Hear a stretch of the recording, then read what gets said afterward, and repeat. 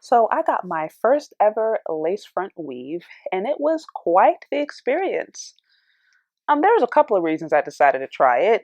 One reason being, many of you guys know I recently got married, so I wanted to try a very specific hairstyle that worked the best with a weave. On top of that, I've heard so much debate on social media about black women and their weaves and their hairs, and I kind of wanted to have experience so I could speak on it.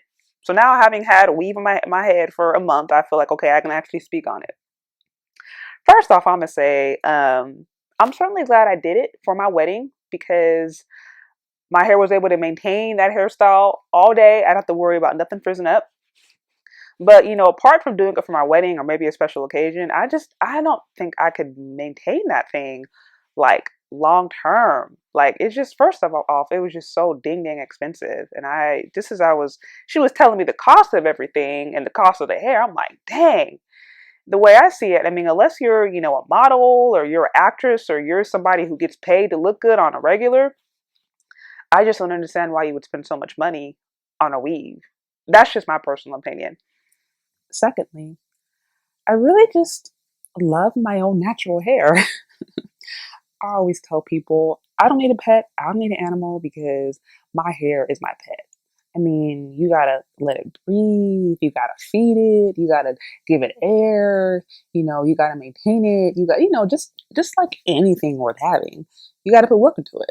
I mean, that's just part of life. Anything worth having does require some work, but it's totally worth it. And I think there's some of us who grew up with maybe aunts or grandmothers or mothers or people in our community who told us, oh, girl, you got to put a hot comb on that. Like it has to be long, it has to be straight.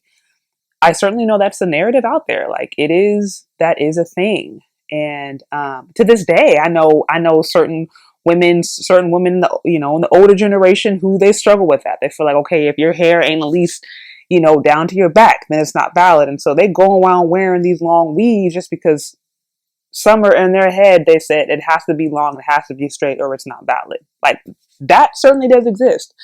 But the reality is, like most of us know, our hair don't be growing out like that. I mean, it grows. Yes, there are plenty of women, African American women, who have thick, beautiful hair, but it don't have to look like it's Becky's hair for it to be beautiful. It don't have to look like it's some South Indian hair for it to be what it is. I think there's something beautiful about black hair.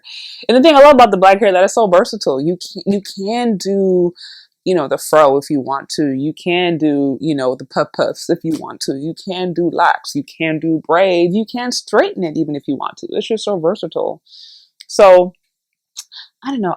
I have truly learned to love and embrace my hair. And I know that it does require a certain level of work. Yeah, it's going to require a little bit more work than, say, my friend Becky or something. Like, it is what it is. But there's no comparison because, when I was looking in the mirror with that foreign hair on top of my head, I was just looking and I'm just like, this hair it just doesn't match me as much. I mean, it's not bad, I guess, but I'm like, my hair matches me better. The hair that God gave me matches me better. And I think there's something to be said about that. I think there's something to be said about, waking up, looking in the mirror and saying, this hair that's growing out in my head, I love, this compliments me. Versus waking up, looking in the mirror and having this, foreign hair in your head and saying, this is what I need to feel beautiful. This is what I need to feel attractive. And I just don't think that's the case. And so, going through this process, I really thought, what is it that drives so many of us to wear weaves, to wear lace fronts, to wear all these different things? Is it really about protective styles? Is it really about, protecting our edges or letting our hair grow? Is it really about it, just wanting some versatility?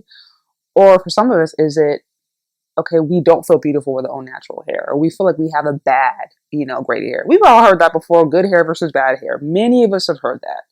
So is it an aspect of, oh, I don't like my hair. I like her hair better, or I like that hair better, and so we hide it. I mean, what is it that drives so many black women to just not wear their own hair? What is that?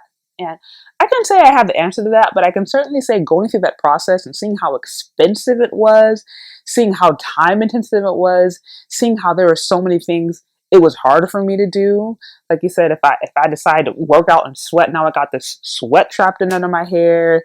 And then if I go and try to wet it, then it's like if it doesn't dry a certain way, it gets some weird smell. And I mean, there's just it's it's complicated. And I'm just like, man, why do so many of us go and spend all this money to make it more complicated when we could probably save money by just maintaining our own natural hair? What is driving that? What is driving that need? What do you think? Let me know. Leave your questions, comments, concerns in the comment section below. Thank you so much for listening if you've gotten this far, and we'll talk later.